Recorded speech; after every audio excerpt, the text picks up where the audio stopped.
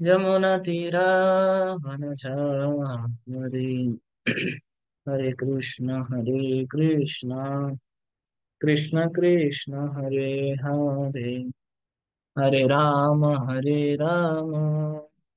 राम राम हरे हरे हरे कृष्ण कृष्ण कृष्ण हरे हरे हरे राम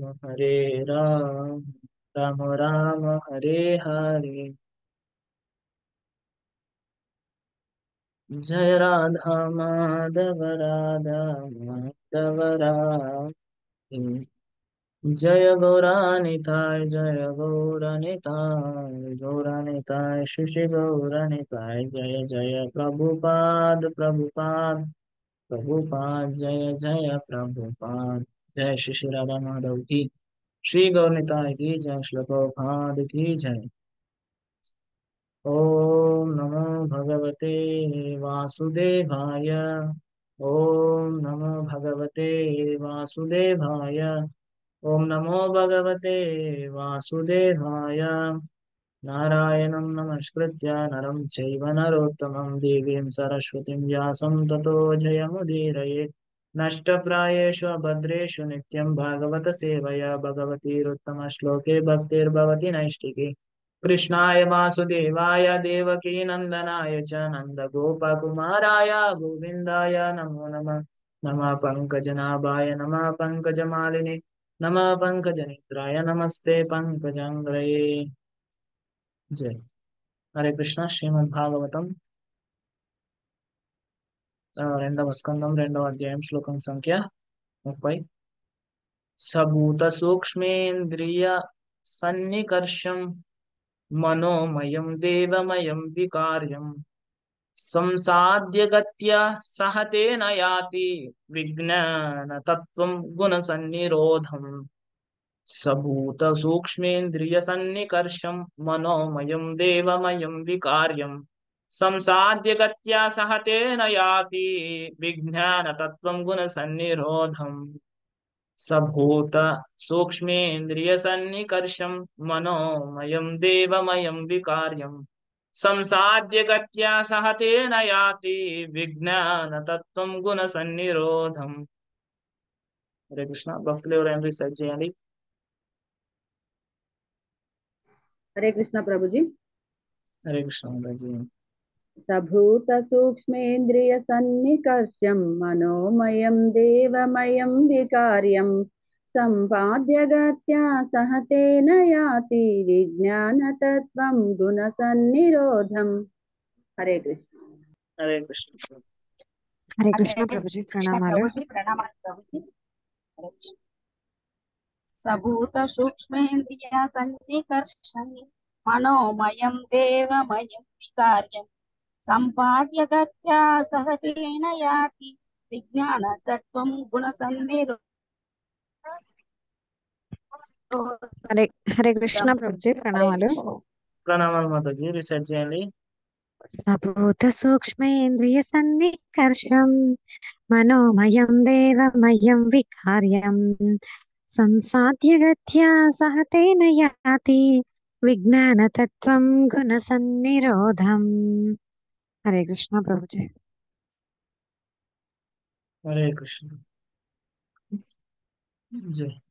సహ అతడు భక్తుడు భూత స్థూలమగు సూక్ష్మ మరియు సూక్ష్మమగు ఇంద్రియములు సన్నికర్షం లయింపజేయు మనోమయ స్థితి దేవమయం సత్వగుణమున వికార్యం అహంకారము సంసాధ్య దాటి గత్య పురోగమించి సహా కూడా తేన వానిని యాతి పొందును విజ్ఞాన పూర్ణ జ్ఞానము తత్వం సత్యము గుణ భౌతిక గుణములు సన్నిరోధం పూర్తిగా వదిలివేసి। భావం భాషణ చెప్పిన 70 చరణారవింద భక్తి విధాన స్వామి శిల ప్రభుపాదికి జయ. భక్తుడు ఆ విధముగా స్థూల సూక్ష్మ రూప ఆవరణలను దాటి అహంకార స్థితి యందు ప్రవేశించును. అట్టి స్థితి యందు అతడు ప్రకృతి గుణములను రజోగుణము తమోగుణము లయింపజేసి సత్వగుణ అహంకారమును పొందును. పిదప అహంకారమంతయు మహత్తత్వమునందు విలీనము కాగా అతడు విశుద్ధ ఆత్మానుభవ స్థితికి అరుదించును. భాష్యము. పలుమార్లు మనం చర్చించినట్లు విశుద్ధ ఆత్మానుభవం అనున్నది మనుజుడు తనను శ్రీకృష్ణ భగవానుని దివ్య సేవకునిగా అంగీకరించు విశుద్ధ చైతన్యమై ఉన్నది. ఆ విధముగా అతడు దేవదేవుని దివ్యమగు ప్రేమయుత సేవ అనేది తన నిజ స్థితి యందు తిరిగి నెలకొనగలడు. ఈ విషయమే రాబో శ్లోకములందు స్పష్టముగా వివరింపబడగలదు. ఎటువంటి ప్రతిఫలాపేక్ష లేకుండా లేదా మరియే ఇతర విధముగా కాని శ్రీకృష్ణునకు దివ్యమగు ప్రేమయుత సేవను గూర్చుట ఎనడి ఈ స్థితి ఇంద్రియములు శుద్ధిపడి వాటి సహజ విశుద్ధ స్థితి పునరుద్ధరింపబడినప్పుడే సాధ్యము కాగలదు. యోగ విధానము ద్వారానే ఇంద్రియ పవిత్రీకరణ విధానము జరుగునని ఇచ్చట తెలుపబడినది. అనగా స్థూల ఇంద్రియములు తమో గుణమునందు, సూక్ష్మేంద్రియములు రజోగుణమునందు విలీనమగును. మనసు సత్వగుణమునకు చెందినది కావున దేవమాయ అని పిలువబడును. శ్రీకృష్ణ భగవానుని నిత్య సేవకుడననేది దృఢ విశ్వాసమునందు మనుజుడు నెలకొనినప్పుడు మనసు యొక్క పూర్ణ పవిత్రీకరణ సాధ్యపడగలదు. జై శీల ప్రభుపాద వారు చెప్తున్నారు చూడండి, మనసు ఎప్పుడు శుద్ధి అవుతుంది అంటే శ్రీకృష్ణ భగవాన్ యొక్క నిత్య సేవకుడు అని ఎవరైతే పూర్తిగా విశ్వసిస్తారో అప్పుడు మనసు పవిత్రీకరణ సాధ్యమవుతుంది. అనగా కేవలము సత్వగుణమును బడయుటయు భౌతిక గుణమును పొందుటయే కాగలదు. మనుజుడు ఈ భౌతిక సత్వగుణ స్థితిని దాటి విశుద్ధ సత్వగుణ స్థితికి చేరవలెను. అంటే వసుదేవ సత్వము. భగవద్ధామమును ప్రవేశించుటకు ఆ వసుదేవ సత్వమే అతనికి తోడ్పడగలదు. ఈ సందర్భమున మనము గుర్తుంచుకొనవలసిన విషయం ఏమనగా పైన తెలిపినటువంటి భక్తుల క్రమానుగత బంధమోచన విధానము ప్రామాణికమైనప్పటికీ ప్రస్తుత కాలమున సాధ్యమైనటువంటిది కాదు. జనులు యోగ విధానమును గూర్చి ఎరుగకపోవుటయే దానికి ముఖ్య కారణము. నాటకాల రాయుల నామమాత్ర యోగ విధానము దేహపరముగా లాభకరము కావచ్చునేమో గాని అట్టి అల్ప విజయము ఇచ్చట తెలిపినట్లుగా బంధ విముక్తికి మాత్రం మనుజునికి సహకారము కాజాలదు. హరిబో హరిబో. 5000 ఏండ్ల క్రితము మానవ సంఘము నందలి సాంఘిక స్థితి పూర్ణముగా వైదిక రీతిలో నుండుట వలన ఇచ్చట పేర్కొనబడిన యోగ విధానము సర్వులకు సాధారణమైన విషయమై ఉండేది.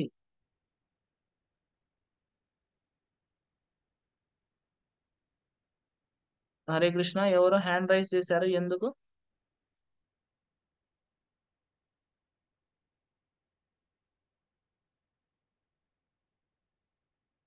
ఓకే.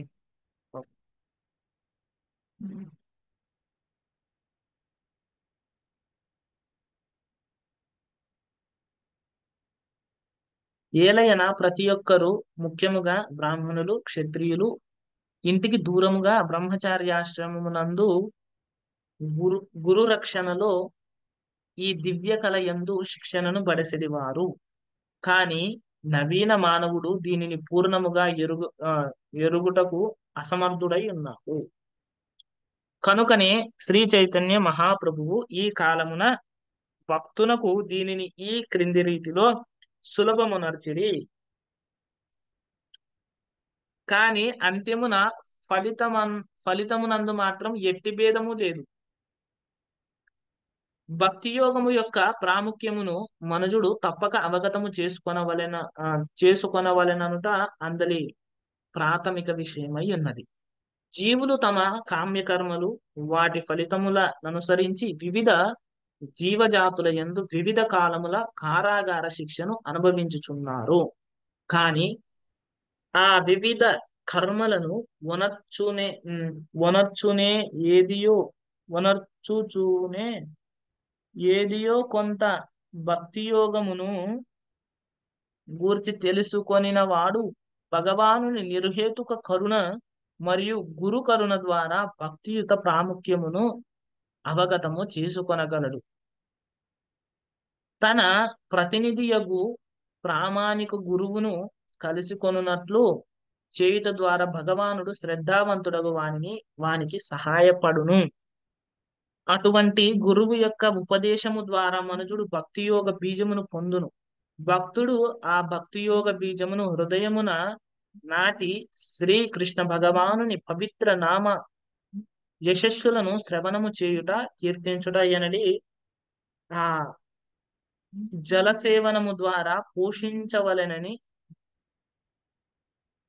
భక్తుడు ఆ భక్తియోగ బీజమును హృదయమున నాటి శ్రీకృష్ణ భగవానుని పవిత్ర నామ యశస్సులను శ్రవణము చేయుట కీర్తించుట అనేది జలసేవనము ద్వారా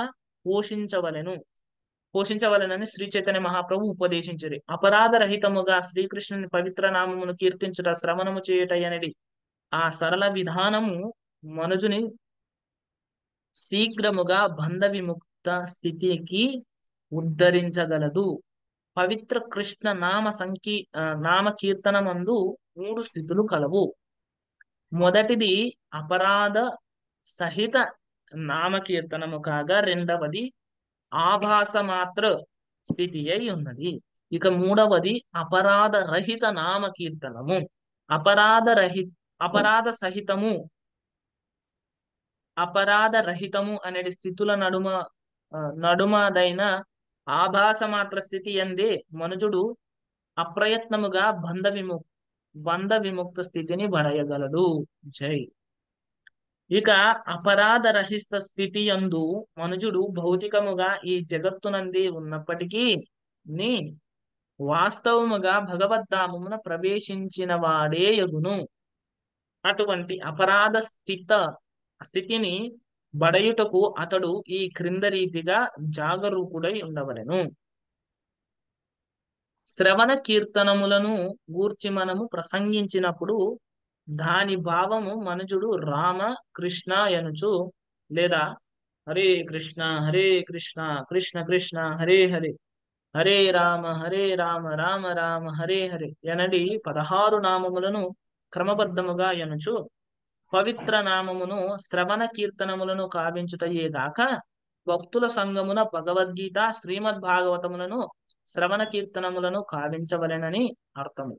భక్తియోగపు ఇట్టి ప్రాథమిక అభ్యాసము హృదయమునందు ఇదివరకే నాటబడి ఉన్న బీజమును మొలకెత్తజేయును. పిదప పైన తెలిపిన రీతి నిత్య జలసేవనము ద్వారా భక్తిలత పెరుగుటను ఆరంభించును. జలసేవనం అంటే ఈ మొక్కకి భక్తిలత బీజంకి నీళ్లు పోయడం అంటే ఏంటి? శ్రవణం చేయడం, కీర్తన చేయడం. క్రమ విధాన పోషణము ద్వారా విశ్వపు ఆవరణలను అంటే గత శ్లోకములందు మనము ఆకర్ణించి ఉన్నాము. భేదించునంతగా లత వృద్ధి నొంది తేజోమయ ఆకాశమును చేరును బ్రహ్మజ్యోతి. పిదప అది మరింతగా ముందుకు సాగి అసంఖ్యాక ఆధ్యాత్మిక లోకములు అంటే వైకుంఠము గల ఆధ్యాత్మిక ఆకాశమును చేరు. ఆ లోకములన్నింటికి పైన గలదే కృష్ణ లోకము లేదా గోలోక బృందావనం. పెరుగుచున్న లత దాని యందు ప్రవేశించి ఆది పురుషుడగు శ్రీకృష్ణ భగవానుని పాద పద్మాశ్రయమును పొందును. గోలోక బృందావనమునందు శ్రీకృష్ణ భగవానుని చరణ కమలములను చేరినప్పుడు శ్రవణ పఠనం అనేది జలసేవన విధానము మరియు శుద్ధ భక్తి స్థితిలో పవిత్ర నామ కీర్తనము అనునవి ఫలించును. కృష్ణ ప్రేమ రూపమున అచట వృద్ధి నొందిన ఫలములను భక్తుడు ఈ భౌతిక జగము నందున్నప్పటికీ ఆస్వాదించగలడు. భగవత్ ప్రేమ ఎనడి పక్వ ఫలమును పైన వివరించిన విధముగా జలసేవనమున నిత్యముగా నియుక్తులైన భక్తులే ఆస్వాదించగలరు. కానీ సాధకుడగు భక్తుడు మాత్రము పెరిగి పెద్దైన లత చిన్న భిన్నము కాకుండా ఎండునట్లు సదా జాగరూకుడై ఉండవలెను. తత్కారణమున అతడు ఈ క్రింది విషయములందు సావధానుడుగా నుండవలెను. శుద్ధ భక్తుని ఎడ వనరించెడి అపరాధమును చక్కని ఉద్యానవనమున ప్రవేశించినప్పుడు దానిని నాశనము చేయు మత్త గజముతో పోల్చవచ్చును. ఇది అపరాధం అనమాట.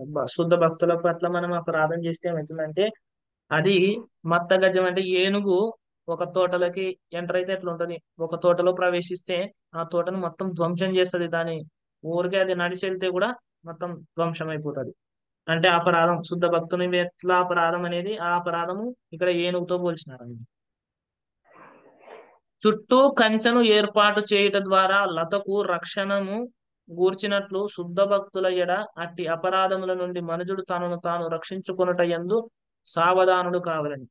చుట్టూ ఎట్లయితే ఒక తోటకి రక్షణ మనం కంచె నాడతామో అట్లా భక్తుల పట్ల అపరాధాలు చేయకుండా ఉండడమే కంచె.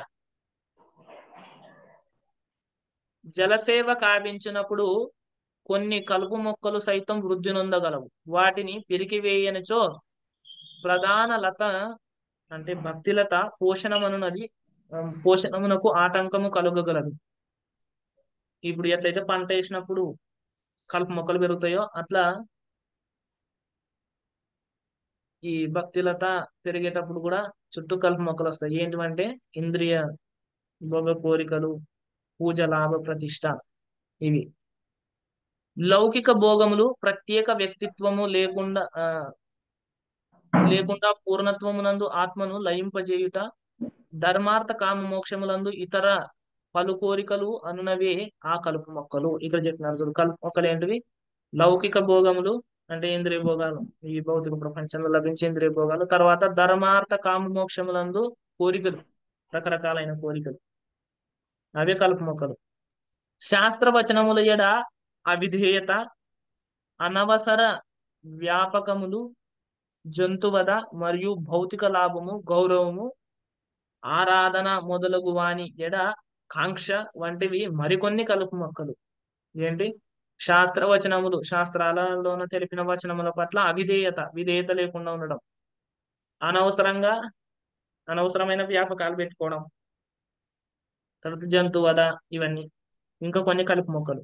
కనుక తగినంత రక్షణ తీసుకొననిచో జలసేవన విధానము కేవలము కలుపు మొక్కల వృద్ధికే తోడ్పడగలదు. ఏదైతే శ్రవణము కీర్తనం చేస్తామో దాని వల్ల ఈ కలుపు మొక్కలు పెరుగుతాయి అంతే. మనం వీటిని అట్లే మెయింటైన్ చేసినామనుకో పెరిగేయకుండా, మన హృదయంలో నుంచి ఆ కోరికలను తీసేయకుండా ఉంటే ఏమవుతుంది? భక్తికి బదులుగా మనకి కలుపు మొక్కలు పెరుగుతాయి. మన సంపద పెరగొచ్చు, గౌరవం పెరగొచ్చు మనకి.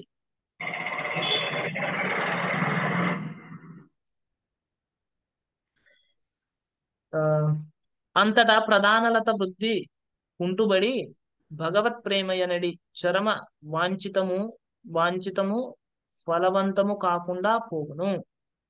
కనుక భక్తుడు ఆ వివిధ కలుపు మొక్కలను ఆదియందే పెళ్ళు బీకించుట యందు సావధానుడు కావాలను. అప్పుడే ప్రధానలత పెరుగుదల కుంటుబడకుండా ఉండగలదు. ఆ విధముగా ఉనర్చుట ద్వారా భక్తుడు భగవత్ ప్రేమ ఫలమును ఆస్వాదించగలడు. అంతటా అతడు ఈ జన్మమందే శ్రీకృష్ణ భగవానునితో కలిసి జీవించుచు అడుగడుగున ఆ దేవదేవుని గాంచగలడు. శ్రీకృష్ణుని సాన్నిధ్యములో నిరంతరము జీవితము అనుభవించుటయే అత్యుత్తమ జీవన పూర్ణత్వమై ఉన్నది. ఏంటి? భగవంతుని యొక్క ఈ సాహచర్యంలో, సాన్నిధ్యంలో ఉండడమే అత్యుత్తమ జీవన పూర్ణత్వమై ఉన్నది. దానిని ఆస్వాదించగలిగిన వారు భౌతిక జగత్తు యొక్క ఏ తాత్కాలిక భోగమును కూడా ఏ ఇతర మార్గమునను పొందగలరు. కాబట్టి ఎవరైతే దాన్ని ఆస్వాదిస్తారో వాళ్ళు ఇంకా ఏ ఇతర మార్గాన్ని కూడా వాళ్ళు ఆశించరు. ఓం అజ్ఞానతిమిరాంధస్య జ్ఞానాంజనశలాకయా చక్షుర్మిలితం యేన తస్మై శ్రీ గురవే నమః. నమో యం విష్ణుపాదాయ కృష్ణప్రేష్ఠాయ భూతలే శ్రీమతే భక్తి వేదాంత स्वामिनिति नामिने नमस्ते सरस्वती देवे गौरवाणी प्रचारिणे निर्विशेषाशून्यवादी पाश्चात्य देशधारिणे वाञ्छाकल्पतरुभ्यश्च कृपा सिन्धुभ्य एव च पतितानां पावनेभ्यो वैष्णवेभ्यो नमो नमः। जय श्री कृष्ण चैतन्य प्रभु नित्यानंद श्री अद्वैत गदाधर शिवसादि गौर भक्तवृंद। हरे कृष्णा कृष्ण कृष्ण हरे हरे, हरे राम राम राम हरे हरे।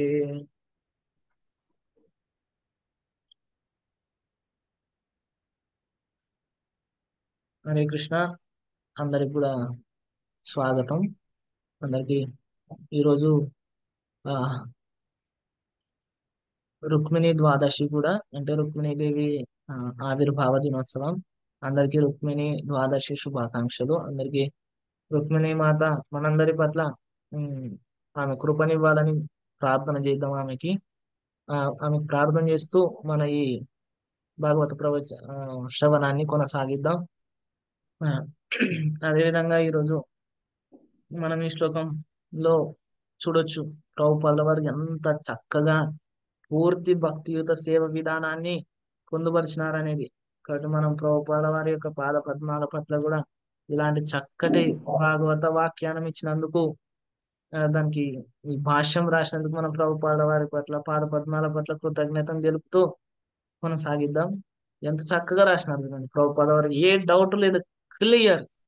మొత్తం భక్తియుత సేవా విధానాన్ని, కృష్ణ చైతన్యాన్ని ఈ యొక్క శ్లోకం భాష్యంలో ప్రభుపాదుల వారు ఏమిడిచారు. ఇదొక్క నేను ఈ రోజు ఈ భాష్యం, ప్రభుపాదుల వారి భాష్యం ఎందుకు చదువుతున్నాం అంటే, ఇది ప్రభుపాదుల వారు పెట్టిన సిస్టమ్ ఏంటి, ప్రభుపాదుల వారి యొక్క భాష్యాన్ని ప్రతి ఒక్కరు చదవాలి అనేది. సో చాలా మంది, అంటే ఇది రెగ్యులర్ గా రూల్ అనమాట. ఏంటి, మనం నియమం, భాగవతం చర్చించుకోబోయే ముందు ఖచ్చితంగా ప్రభుపాదుల వారి భాషను చదవడం, అదొకటి కారణం. ఇంకొకటి ఏంటంటే, నేను చదవకుండా కూడా డైరెక్ట్ గా ఎక్స్ప్లెయిన్ చేయొచ్చు, కానీ చాలా మంది ప్రభుపాదుల వారి భాషను చదవరు. కాబట్టి వారందరి కోసం, భక్తుల కోసం, భక్తుల యొక్క ఆనందం కోసం నేను రోజు ఎంత టైం అయినా పర్లేదు ఖచ్చితంగా భాషను చదివే చర్చిస్తాను. కాబట్టి ఇక్కడ చూడండి, అంటే భావం మరొకసారి, భక్తుడు ఆ విధముగా స్థూల సూక్ష్మ రూప ఆవరణలను దాటి అహంకార స్థితి యందు ప్రవేశించింది. అట్టి స్థితి యందు అతడు ప్రకృతి గుణములను, అంటే రజోగుణము తమో గుణములను లయింపజేసి సత్వగుణ అహంకారమును పొందును. ఎక్కడంటే అహంకార స్థితి యందు మనం చూసినాం, ఏంటి, ఇంద్రియాలు, వాటిపైన మనస్సు, బుద్ధి, అహంకారము, తర్వాత ఏంటి, మహత్తత్వ, పిదప అహంకారమంతయు మహత్తత్వమునందు విలీనము కాగా అతడు విశుద్ధ ఆత్మానుభవ స్థితికి అరుదించును.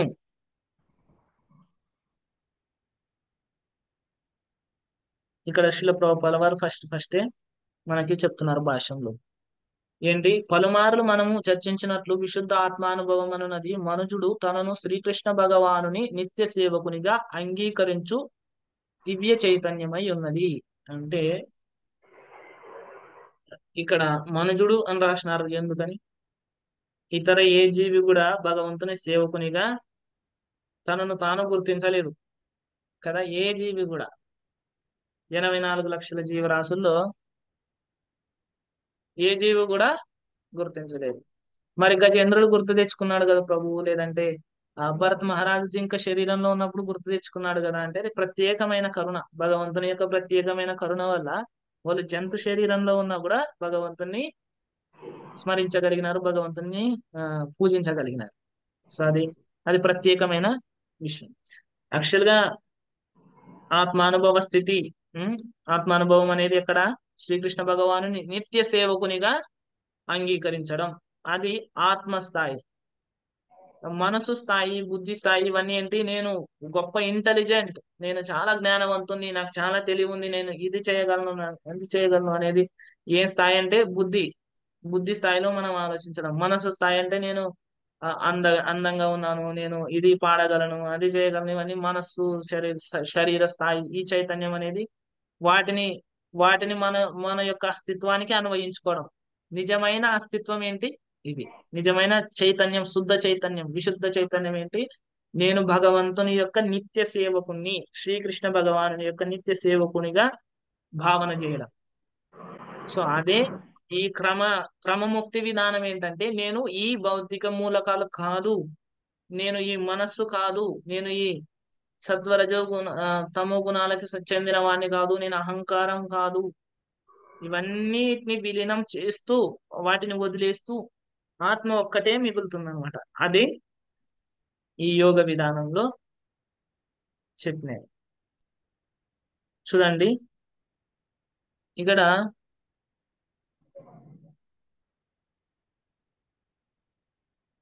ఇక్కడ ఎటువంటి ప్రతిఫలాపేక్ష లేకుండా శ్రీకృష్ణునకు దివ్యమగు ప్రేమయుత సేవను కూర్చుట ఎనడి ఈ స్థితి ఇంద్రియములు శుద్ధిపడి వాటి సహజ విశుద్ధ స్థితి పునరుద్ధరించబడినప్పుడే సాధ్యం కాగలదు. యోగ విధానం ద్వారానే ఇంద్రియ పవిత్రీకరణ విధానం జరుగునని చెట తెలుపబడినది. ఇక్కడ ఇంద్రియాలు ఇవన్నీ పవిత్రీకరించబడి భగవంతుని చేరుకోవడానికి ఏంటి మార్గం? ఈ యోగ విధానం ద్వారా మనం చూసినాం కదా. కానీ భగవంతుని యొక్క దివ్యమైన సేవలో మనం మన ఇంద్రియాలని నెలకొల్పినప్పుడు ఏంటి, ఇంద్రియాలు విశుద్ధములై మన యొక్క ఈ ఈ యోగ విధానం యొక్క లక్ష్యం ఏదైతే ఇక్కడ సాధించబడిందో అది మనం భగవంతుని యొక్క సేవలో మన ఇంద్రియాలని యుక్తం చేయడం వల్ల కూడా సాధ్యమవుతుంది. మనసు ఇక్కడ ఇంకొక విషయము, సూక్ష్మేంద్రియములు రజోగుణమునందు విలీనమగును. సూక్ష్మేంద్రియములు రజోగుణంకి సంబంధించినవి. ఈ పంచభౌతికాలు ఏవైతే ఉన్నాయో అవి తమో గుణం, అంటే వాటికి చైతన్యం చాలా తక్కువ కదా. మనస్సు సత్వగుణమునకు చెందినది. మనస్సు ఏంటి? సత్వగుణంకు చెందినది. తర్వాత ఈ అహంకారం ఇవన్నీ కూడా ఏంటి? రజోగుణంకి చెందినటువంటి బుద్ధి, అహంకారం. శ్రీకృష్ణ భగవానుని నిత్య సేవకుడననేది దృఢ విశ్వాసమునందు మనుషుడు నెలకొనినప్పుడు మనసు యొక్క పూర్ణ పవిత్రీకరణము సాధ్యపడగలదు. ఇక్కడ చూడండి, దృఢ విశ్వాసము. మనస్సు ఈ యొక్క కలతల నుంచి పవిత్రీకరించబడాలంటే ఒకటే ఒక మార్గం ఏంటి? భగవంతుని యొక్క నిత్య సేవకుడు అనే విషయం పైన దృఢ విశ్వాసం పెరగాలి. ఆ దృఢ విశ్వాసం పెరగడం కోసమే రోజు మనం భక్తియుత సేవలో నెలకొంటున్నాం. మనకి శ్రీల ప్రభుపాద వారు ఫారెన్ కు వెళ్ళి, ఈ యొక్క విదేశాలకు వెళ్ళి భక్తియుత సేవ విధానం గురించి ప్రచారం చేయడం మొదలుపెట్టినప్పుడు మన గౌడీయ వైష్ణవ సిద్ధాంతం ప్రకారం ప్రతి ఒక్కరు 64 మాలలు జపం చేయాలి. ఎన్ని మాలలు? 64. రోజుకి ఒకసారి ఊహించుకోండి, మనకు 64 మాలలు చేయాలని చెప్తే అసలు ఏ మూలన కూడా మనం కనిపించం. 16 మాలలు చేయడమే మనకి చాలా కష్టం. ప్రభుపాద వారికి వాళ్ళ శిష్యులు కింద పైన పడి దొర్లి చేసి, ప్రభుపాద మా వల్ల కాదు 64 మాలలు జపం చేయడం అంటే దాన్ని ఎంతకు తగ్గించినారు? 32కు తగ్గించినారు. 32 కూడా వాళ్ళ వల్ల కాలేగా చేయడం. సో 32 కూడా వాళ్ళకి సాధ్యం కాదు. వాళ్ళకి ఎప్పుడు ఈ భగవంతుని కనెక్షన్ ఇవి ఏం లేవన్నమాట, పూర్తిగా నాస్తికత్వం. సో మళ్ళీ ప్రభుపాద వారి వెళ్ళి దగ్గరికి వెళ్ళి చెప్తే మరి నెక్స్ట్ ఏంటంటే 16 మాలలు చెప్పు. ఇంకంతకంటే వేరే నో ఆప్షన్. నువ్వు భగవంతునితో కనెక్షన్ ఏర్పాటు చేసుకోవాలంటే నువ్వు ఖచ్చితంగా 16 మాలలు జపం చేయాల్సిందే. There is no option, zero option. నువ్వు భగవంతునితో కనెక్షన్ పెట్టుకోవాలంటే ఏంటి? ఖచ్చితంగా నువ్వు 16 మాలల జపము చేయవలసిందే అని ప్రభుపాద వారు ఖచ్చితంగా చెప్పారు. సో మన మనసు పవిత్రీకరణ జరగాలంటే మనం ఖచ్చితంగా అంటే ఈ మనస్సుని ఖచ్చితంగా ఈ హరే కృష్ణ మహామంత్రం పైన కాన్సన్ట్రేషన్ పెట్టాలి, మనసుని కేంద్రీకరించాలి. అప్పుడే ఈ దృఢ విశ్వాసం అనేది పెరుగుతుంది.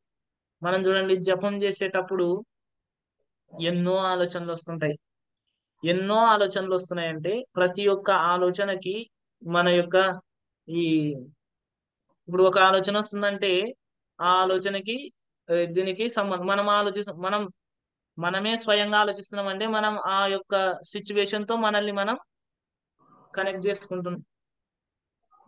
నేను లాయరు కాబట్టి ఈరోజు కేసు ఉంది, నేను ఎలా కేసు డీల్ చేయాలి, కేసులో వాళ్ళు ఇలా వాదించారు, వీళ్ళు ఇలా వాదించారు అంటే నువ్వు భగవంతుని సేవకునిగా కాకుండా నువ్వు ఒక లాయర్ గా నువ్వు గుర్తించుకుంటున్నావు. ఒకవేళ నువ్వు స్టూడెంట్ అనుకోండి, నువ్వు స్టూడెంట్ అయితే నువ్వు భగవంతుని సేవకునిగా కాకుండా నువ్వు ఒక స్టూడెంట్ గా ఉండి జపం చేస్తున్నావు, భగవంతుని సేవకునిగా కాదు. సో హరే కృష్ణ మహామంత్రం జపం చేసేటప్పుడు ప్రభుపాద వారు ఏమని చెప్తారంటే, మనం ఆ శబ్ద తరంగాలని వినాలి చక్కగా జపం చేసేటప్పుడు. ఆ సౌండ్ వినడం తప్ప మనం వేరే ఏది ఆలోచించరాదంట. సో దాని అర్థం ఏంటి, వేరే ఏదంటే మనం భగవంతుని సేవకునిగా కృష్ణ మనకు ఒక భావనతో చేయాలి. ఏ భావన అంటే, ఓ శ్రీమతి రాధారాణి, ఓ శ్రీకృష్ణ, నేను మీ నిత్య సేవలో నుంచి జారిపోయినాను, మళ్ళీ తిరిగి నన్ను మీ సేవలో నియుక్తిని చేయండి అనే భావనతో మనం జపం చేస్తూ వినాలి శబ్ద తరంగాలని.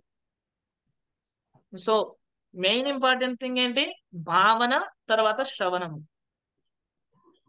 ఓ కృష్ణ, నాకు చాలా అప్పులు ఉన్నాయి, అప్పులు లేకపోవాలి, అప్పులు లేకపోవాలి అని అనుకుంటూ జపం చేయకూడదు. అట్లా అది జరగదు. అది మంచిది కాదు. అది శుద్ధమైన చైతన్యం కాదు. మనసు పవిత్రీకరణ జరగదు, మనం తమో రజోగుణాల్లోకి జారిపోతాం. సో నిజంగా ఏంటి, ఉమ్, ఈ స్థితిలో మనం జపం చేయాలి. జపం చేసినప్పుడు దాని వల్ల ఫలితం ఉంటుంది. సో శీల ప్రభుపాద వారు చెప్తారు ఏమని, భగవద్ధామం ప్రవేశించుటకు ఆ వసుదేవ సత్వమే అతనికి తోడ్పడగలదు. అంటే దివ్య, ఇక్కడ తమో గుణము, రజోగుణము, సత్వగుణం అని 3 విన్నాం. ఇవి భౌతిక ప్రపంచంలో ఉండే గుణాలు. యాక్చువల్గా ఆధ్యాత్మిక ప్రపంచానికి వెళ్ళాలంటే ఏది ఇది ఉంది కదా, ఏంటి, విశుద్ధ సత్వము. విశుద్ధ సత్వము అని కూడా అంటారు. దాన్ని ఇంకొక పేరు ఏంటంటే వసుదేవ సత్వం. ఈ స్థాయి అంటే వసుదేవ అంటే భగవంతుడు, సత్వం భగవంతునితో కనెక్షన్ లో ఉండే సత్వగుణం, అది విశుద్ధ సత్వం. ఆ ఆ సత్వగుణంలో నెలకొనాలంటే ఏంటి, ఈ భక్తియుత సేవ మార్గం.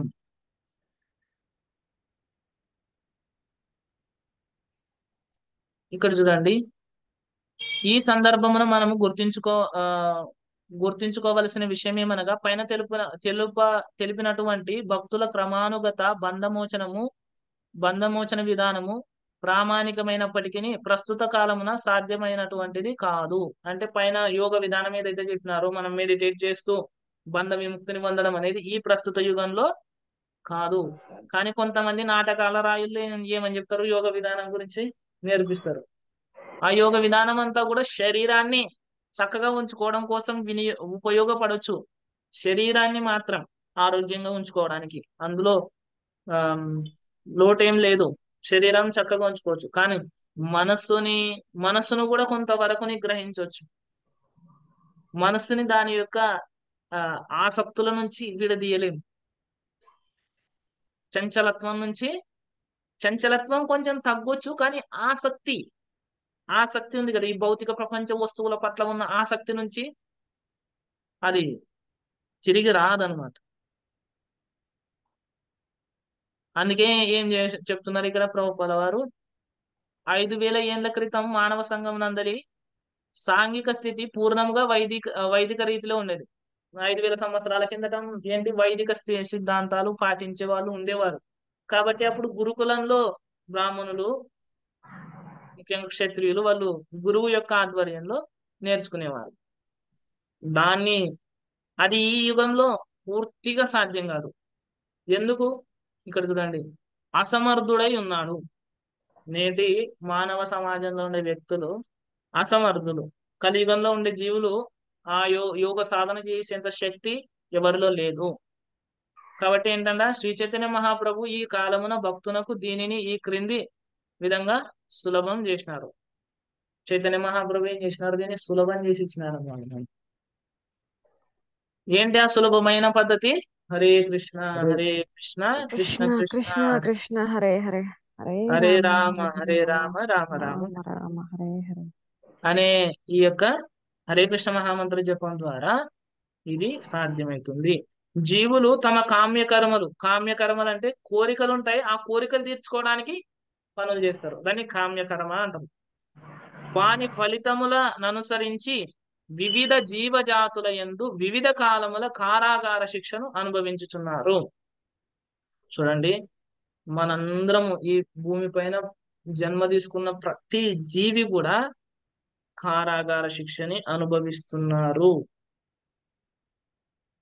ఒక పక్షి అనుకోండి, దాని యొక్క కర్మానుసారం జీవుడు ఆ పక్షి శరీరంలో ఉండి తన యొక్క శిక్షని అనుభవిస్తున్నాడు. మానవుడు ఏంటంటే కొంచెం ఎలివేటెడ్, బంగారు సంఖ్యలు అనుకోండి, ప్రతి ఒక్కరికి సంఖ్యలు ఉన్నాయి ఈ కారాగారంలో. మనకి మానవుడు అంటే బంగారు సంఖ్యలు అనుకోండి, మనకు కూడా సంఖ్యలు ఉన్నాయి, మానవునికి కూడా సంఖ్యలు ఉన్నాయి. హరే కృష్ణ, ఎవరో అన్మ్యూట్ చేసుకున్నారు, ఒకటే సౌండ్ వస్తుంది. మల్లెడి ప్రభు, థ్యాంక్ యూ వెరీ మచ్.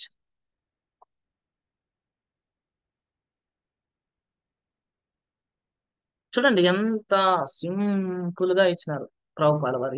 ఈ భాష్యం ఊరికే ఒక మనం ఈ భాష్యం పైన మెడిటేట్ చేస్తే కూడా మనకు భక్తి పెంపొందుతుంది. ఈ భాష్యం చదివి ప్రభుపాల వారి భాష్యం ఒక 5-6 సార్లు చదివినామంటే, దాన్ని మెడిటేట్ చేస్తూ ఉన్నామంటే చాలు రోజు. అందుకే చెప్తారు ఈ ఈ యొక్క ఓన్లీ ఒక వర్డ్ చాలు, ఒక పదం చాలు మనం జీవితం నుంచి మన హృదయంలో ఈ సంకల్పాన్ని నింపడానికి. శ్రీమద్ భాగవతం నుంచి, భగవద్గీత నుంచి నిత్య సేవకుడు, భగవంతుని యొక్క నిత్య సేవకుడు అనే ఒక పదం చాలు. ఈ ఒక్క పదం పైన మనం మెడిటేట్ చేస్తే చాలు, మనం ముక్తి లభిస్తుంది. ఈ భౌతిక ప్రపంచ కల్మషం నుంచి మనం బయటపడతాం. భగవంతుని యొక్క ఇక్కడ లక్ష్యం కూడా ఏర్పాటు చేసిన ప్రభుపాలు వారు చివరిలో చెప్తారేమని, భగవంతుని యొక్క సాన్నిధ్యంలో జీవించడం. మనం ఇప్పుడు ఎక్కడ జీవిస్తున్నాం? ఈ భౌతిక ప్రపంచంలో భగవంతునికి దూరంగా, భగవంతుని పూర్ణంగా మర్చిపోయిన స్థితిలో జీవిస్తున్నాం. భౌతిక అస్తిత్వం అంటే ఏంటి? కారాగారం అంటే ఏంటి? పూర్తిగా భగవంతుని మర్చిపోయిన స్థితిలో మనం జీవిస్తున్నాం. కానీ నిజమైన అస్తిత్వము, ఆనందమయ జీవితం ఏంటంటే భగవంతుని సన్నిధ్యంలో చేరడం. దానికి ఏంటి? ఇక్కడ ఎవరైతే శ్రద్ధావంతులు ఉంటారో వాళ్ళకి భగవంతుడు సహాయం చేస్తాడు. ఏంటి? గురువుకి కనెక్షన్ చేసి. బ్రహ్మాండి భ్రమిత కోన భాగ్యవాన జీవ గురు కృష్ణ ప్రసాదే పాయ భక్తిలత బీజం. గురువు యొక్క కృప ద్వారా గురువు మన హృదయంలో భక్తియుత సేవ యొక్క బీజాన్ని నాటుతాడు అన్నమాట. ఆ బీజము ఎలా వృద్ధి చెందుతుంది, అది ఎలా పెరుగుతుంది అంటే, నీటిని పోయడం ద్వారా. నీరు ఒక విత్తనం వేస్తే సరిపోదు, నీళ్లు పోయాలి. నీళ్ళు ఏంటి? శ్రవణం చేయడం, కీర్తన చేయడం. ఏంటి? శ్రీమద్ భాగవతం, భగవద్గీత ఇత్యాది గ్రంథాల నుంచి మనం భగవంతుని గురించి శ్రవణం చేయడం. ఎవరి నుంచి? గురువు నుంచి. ఆథరైజ్డ్ అంటే సరైన గురు శిష్య పరంపరలో వచ్చిన గురువు నుంచి మనం శ్రవణం చేయడం ద్వారా ఏమైతుంది? ఈ భక్తిలత బీజ అనేది పెరుగుతుందన్నమాట కదా. దాంతో పాటు ఏమవుతుందంట అంటే, మనం భక్తియుత సేవలో వచ్చే ఆనందాన్ని మనం ఆస్వాదిస్తాం నిదానంగా. దాంతో పాటు ఏం జరుగుతుందని చెప్తున్నారు ఇక్కడ? కలుపు మొక్కలు కూడా పెరుగుతాయి. ఇక్కడ చూడండి, కలుపు మొక్కల గురించి మనం చాలా తెలుసుకోవాల్సింది. దీని గురించి మనం బాగా కానీ సాధకుడగు భక్తుడు మాత్రము పెరిగి పెద్దయిన లత చిన్న భిన్నము కాకుండా ఉండునట్లు సదా జాగరూకుడై ఉండవలెను. తత్కారణమున అతడు ఈ క్రింది విషయంలో సావధానుడుగా ఉండవలెను. ఏంటి? మనం ఎప్పుడైతే జపము, శ్రవణం, భాగవతాన్ని, భగవద్గీతను శ్రవణం చేస్తామో నిజంగా భక్తియుత సేవలో మనం ముందుకెళ్తాం. అందుకే మనం ఎప్పుడైతే కొత్తగా ఈ యొక్క భక్తుల సాంగత్యంలోకి వచ్చినప్పుడు ఎంతో ఆనందంగా అనిపిస్తుంది, ఎంతో అద్భుతంగా అనిపిస్తుంది కృష్ణ చైతన్యం. కానీ రోజులు గడిచే కొద్దీ, నెలలు గడిచే కొద్దీ, సంవత్సరాలు గడిచే కొద్దీ భక్తియుత సేవలో రుచి పెరుగుతుందా తగ్గుతుందా అనేది మనల్ని మనం క్వశ్చన్ చేసుకోవాలి. అది అది ఖచ్చితంగా తగ్గిందంటే అర్థం ఏంటి? కలుపు మొక్కలు పెరుగుతున్నాయని అర్థం. అపరాధం, ఇక్కడ ఫస్ట్ అపరాధం, శుద్ధ భక్తుని ఎడ వనరించడి అపరాధమును చక్కని ఉద్యానవనమున ప్రవేశించినప్పుడు దానిని నాశనము చేయు మత్తగ జనముతో పోల్చవచ్చును. ఇక్కడ శుద్ధ భక్తుడు అంటే మనకి భక్తి వినోద్ ఠాకూర్ దానికి నిర్వచనం ఇస్తారు. ఎవరైతే వాళ్ళ కల్మషాలు ఉండొచ్చు, అపరాధాలు వాళ్ళు చేస్తూ ఉండొచ్చు, ఒకటి క్లియర్ కావాలి మనకి పాయింట్. వాళ్ళు తప్పులు చేస్తూ ఉండొచ్చు, ఉం? ఈ పొరపాట్లు చేస్తూ ఉండొచ్చు. కానీ ఎవరికైతే భగవంతుని యొక్క ఆ భగవంత్ ఈ శుద్ధ భక్తుడు కావాలనే కోరిక ఉంటుందో, భక్తితో సేవ చేయాలనే కోరిక ఉంటుందో, వాళ్ళ పట్ల అపరాధం చేస్తే కూడా అది శుద్ధ భక్తుని పట్ల అపరాధం చేయడంతో సమానం. యాక్చువల్ గా అపరాధం అనేది ఎవరి పట్ల చేసినా అపరాధమే. సో అపరాధం ఏంటంటే ఆ డిస్రెస్పెక్ట్, అమర్యాదగా ప్రవర్తించడం. అమర్యాద ఇది వెరీ వెరీ వెరీ డేంజరస్. చాలా చాలా అవరోధం ఇది భక్తియుత సేవలో. మనం ఎలాంటి సంతృప్తి లేకుండా చేస్తుంది అనమాట ఈ అపరాధం కదా. ఎలా అంటే మనం ఒక కుటుంబంలో ఉన్నాం అనుకోండి, అందరూ భగవంతుని పిల్లలే అనేది మనం విన్నాం. సో ఒక కుటుంబంలో నలుగురు పిల్లలు ఉన్నారు అనుకోండి, ఒక అబ్బాయి ఇంకొక ఇద్దరు పిల్లల్ని బాధ పెడుతుంటే వాళ్ళ తండ్రి చూస్తూ ఊరుకుండలేడు అనమాట. దానికి సంతోషం కలిగేది తండ్రికి. తండ్రికి సంతోషం కలిగకపోతే కొడుకు ఎలా సంతుష్టిగా ఉంటాడు? ఉండలేడు కదా. సో అట్లా భగవంతుడు అసంతుష్టుడైతే ఎవరు సంతుష్టిగా జీవించలేరు. భగవంతుడు ఎప్పుడు అసంతుష్టుడైతాడు? ఎప్పుడైతే మనం అమర్యాదగా ప్రవర్తిస్తామో ఇతర జీవుల పట్ల, ఎప్పుడైతే అపరాధ సహితంగా అపరాధం చేస్తామో మనం, అప్పుడు భగవంతుడు అసంతృప్తికి గురవుతాడు. యశ్ సంతుష్టో జగత్తుష్ట. భగవంతుని సంతుష్టి జగత్ తుష్టి. జగత్తులో మనం కూడా ఉన్నాం అనేది మర్చిపోకూడదు మనం. కాబట్టి ముఖ్యంగా శుద్ధ భక్తుల పట్ల చేసే అపరాధం పట్ల భగవంతుడు ఎక్కువ బాధని అనుభవిస్తామని. ఎందుకు? వాళ్ళు చాలా చిన్న పిల్లల మాదిరి, వాళ్ళ మనస్తత్వం చాలా చిన్న పిల్లల కంటే చిన్న పిల్లల్లా మారిపోతుంది. వాళ్ళు పూర్తిగా భగవంతుని పైన ఆధారపడి ఉంటారు. మనకన్నా ఎవరైతే ఎవరైతే ఇంకా అంత శుద్ధ భక్తిని బడైన భక్తులు ఏంటి, వాళ్ళకి ఏవేవో ఆధారాలు ఉంటాయి. కానీ భక్తులకి ఒకటే ఒక్క ఆధారం, కృష్ణుడే. ఇంకా వేరే ఆధారం ఉండదు వాళ్ళకి. వాళ్ళకి అపరాధం చేస్తే ఏంటి, కృష్ణుడు చాలా చాలా చాలా ఎక్కువగా బాధపడతాడు. చూడండి, చిన్న పిల్లల్ని మనం గీచినామనుకో, ఉయ్యాల పండుకున్న పిల్లల్ని వచ్చి దెబ్బేస్తారంటే ఏం మాట్లాడరు. ఎందుకు? వాడేం చేయలేడు. అట్లా ఉంటది పరిస్థితి వాళ్ళది, శుద్ధ భక్తులది. వాళ్ళు పూర్తిగా భగవంతుని పైన శరణం. సో ఇవన్నీ మనం నిజంగా ఆలోచించి అడుగులు వేయాలి భక్తియుత సేవలో. సో నెక్స్ట్ వచ్చేసి ప్రభుపాద వారు కలుపు మొక్కల గురించి చెప్తున్నారు. ఏంటి కలుపు మొక్కలు? ఏంటవి? పూజ, లాభ ప్రతిష్ట, లౌకిక భోగాలు, లగ్జూరియస్ కారు కావాలని కారులో సీటు గురించి ఆలోచించడం, ఏమైనా కానీ తిండి గురించి ఆలోచించడం, లౌకిక భోగాలు, అవి కలుపు మొక్కలతో సమానం. ఉం? అది తినాలి, ఇది తినాలి, అది చూడాలి, ఇది చూడాలి, అది చేయాలి, ఇది చేయాలి అని లౌకిక భోగాలని. భక్తితో సేవలోకి వచ్చినా కూడా లౌకిక భోగ వాంఛ ఉంటది మనకి.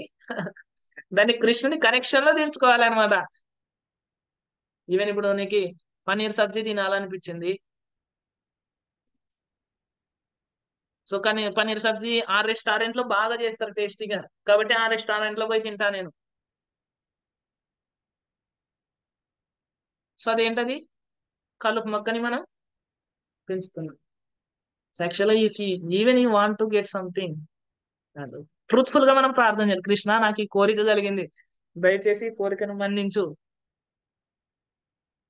ఈవెన్ భగవంతునికి ప్రార్థన చేయాలి మనం నైవేద్యం పెట్టి తినేటప్పుడు. ఏమని? నాకు కోరిక కలిగింది ఇది తినాలని. యాక్చువల్గా శుద్ధ భక్తులు యాక్చువల్గా ఇది ఈ మార్గంలో మనం ఇలా ప్రార్థన చేస్తే ఏమైతుంది? కృష్ణుడు నిజంగా ఈజ్ ట్రూత్ఫుల్. అంటే మనం కృష్ణునికి విన్నవించినాం అనుకోండి, ముందే తినే ముందు, కృష్ణకి ఈ కోరిక కలిగింది, ఏదో కలగకూడదు సహజంగా. అంటే ఏది లభిస్తే అది స్వీకరించాలి సాధకుడు ఉం? ఆ పూటకి. సో ఇలాంటిది అనమాట. సో ప్రార్థన చేస్తూ మనం భగవంతుని ఆ ప్రసాదాన్ని స్వీకరించాలి. ఉం? ఇంకా ఇక్కడ చూడండి, ధర్మార్థ కామ మోక్షం. అర్థము, కామం, మోక్షం. మోక్షం గురించి కూడా ఆశ ఉండకూడదంట. ఇక్కడ చూడండి ఇంకొక ఇంట్రెస్టింగ్ విషయం. ఆ కింద అనుకుంటా, అంటే మోక్షం అనేది సాధన స్థితిలోనే మోక్షం అనేది భక్తునికి లభించేస్తుంది. వాళ్ళకేంటి? ఈ యోగులకి మోక్షం అనేది గమ్యం వాళ్ళకి, కానీ భక్తులకి గమ్య స్థానం ఏంటి? మోక్షం కాదు, భగవంతుని యొక్క సాన్నిధ్యం. ఈ భక్తిలత బీజం ఏమైతుంది? పెరిగి పెరిగి పెరిగి ఈ కలుపు మొక్కల్ని మనం పీకేసి శ్రవణము కీర్తనము భక్తుల యొక్క సాంగత్యంలో చేసినప్పుడు, గురువు యొక్క ఆదేశాన్ని మనం పాటించినప్పుడు అది పెరిగి పెరిగి ఈ యొక్క బ్రహ్మాండాన్ని చీల్చుకొని వెళ్ళి వైకుంఠ లోకాల్ని దాటి గోలోక బృందావనంలో కృష్ణుని యొక్క పాదాలని చుట్టుకుంటుంది. సో దానికి పూసిన ఫలం ఏంటి? పండిన ఫలం ఏంటి? ప్రేమ, కృష్ణ ప్రేమ అనే ఫలాన్ని ఈ ప్రపంచంలో ఉన్నా కూడా భక్తుడు ఆస్వాదిస్తాడు అని ప్రభుపాద వారు రాస్తున్నారు. గ్రంథరాజ్ శ్రీమద్ భాగవతం కి జై, శ్రీల ప్రభుపాద కి జై. జై. కృపా సింధుభ్యేవ చ పతితానాం పావనేభ్యో వైష్ణవేభ్యో నమో నమః. అనంతకోటి వైష్ణవ వృందకి జై, శ్రీల ప్రభుపాద కి జై. జై. రుక్మిణీ ద్వాదశి की जय, श्री प्रभुपाद జై. जय, జై. गौर